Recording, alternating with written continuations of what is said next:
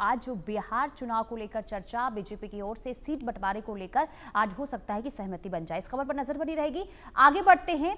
आज और कल जीएसटी काउंसिल की अहम बैठक होने वाली है और जीएसटी 2.0 पर बड़े फैसले हो सकते हैं। 2 स्लैब पर मुहर लग सकती है। अब सिर्फ 5% और 18% का टैक्स स्लैब हो सकता है और रोजमर्रा की वस्तुओं पर जो टैक्स है वो घट सकता है।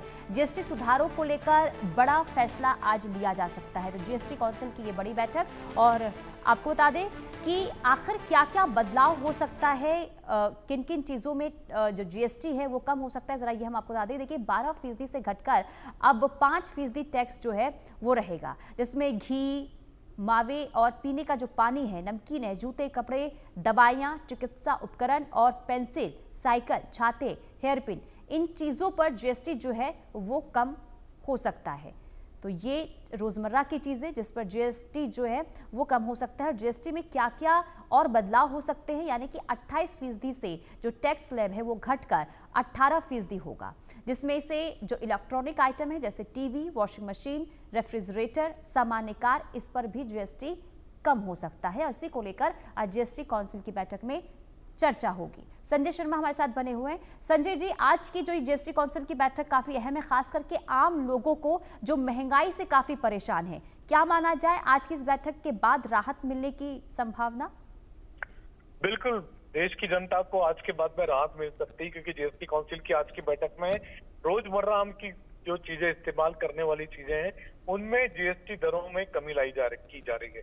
तो 28%, 40% की रेंज में कई सारी जीएसटी की जो वस्तु आती थी उन पे जीएसटी कम किया जाएगा।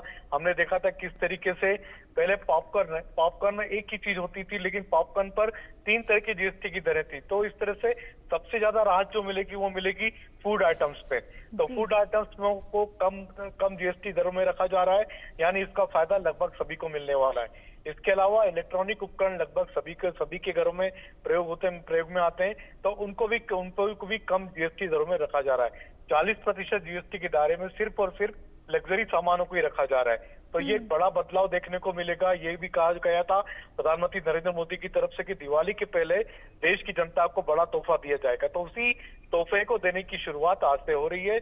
और केंद्रीय वित्त मंत्री निर्मला सीतारमण ने भी कल ही ट्वीट करके कहा था कि देश की जनता को बड़ी राहत दी जा सकती है। बिल्कुल। और व्यापारियों के लिए क्या हो सकता है? व्यापारियों को कितनी राहत मिल सकती है? देखिए, जब जीएसटी दरों की में जब कमी आती है तो फिर आप मान के चलिए कि फिर खाद्य सामग्री हो या वो वस्तुएं हो जिन पर जीएसटी की दरें कमी होंगी, तो फिर उनका जितना भी जो आज की तारीख में जो उनकी सेल होती थी उनकी सेल बढ़ जाएगी, सेल बम्पर होगी, लोग ज्यादा संख्या में खरीदारी करेंगे। ज्यादा संख्या में जब खरीदारी होगी व्यापारियों का भी मुनाफा बढ़ेगा।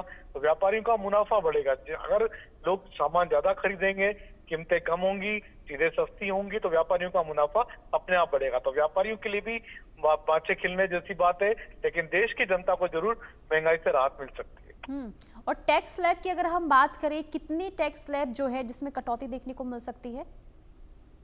देखिए, कई सारे जो 28% जो आ रहे थे उनको कम करके 18, 12 और 5, तो उसमें 5% में कई लोगों को लाया जा रहा है। इसमें सबसे ज्यादा फूड आइटम्स को शामिल किया जा रहा है। इसके अलावा इलेक्ट्रॉनिक्स उपकरण जो है 18% में लाए जा रहे हैं, और इसके अलावा जो जितनी लग्जरी के सामान है वो 40% जीएसटी के दायरे में लाए जाएंगे। तो ये आप कह सकते हैं कि 3 तरह की स्लैब अब रहेगी जीएसटी की दरों में, जिसकी घोषणा आज जीएसटी काउंसिल में हो सकती है। जीएसटी काउंसिल इन पर मोहर लगा सकती है। ठीक है, बहुत शुक्रिया संजय शर्मा जी तमाम जानकारी के लिए। तो जीएसटी काउंसिल को लेकर ये बड़ी बैठक, और इस बैठक में कई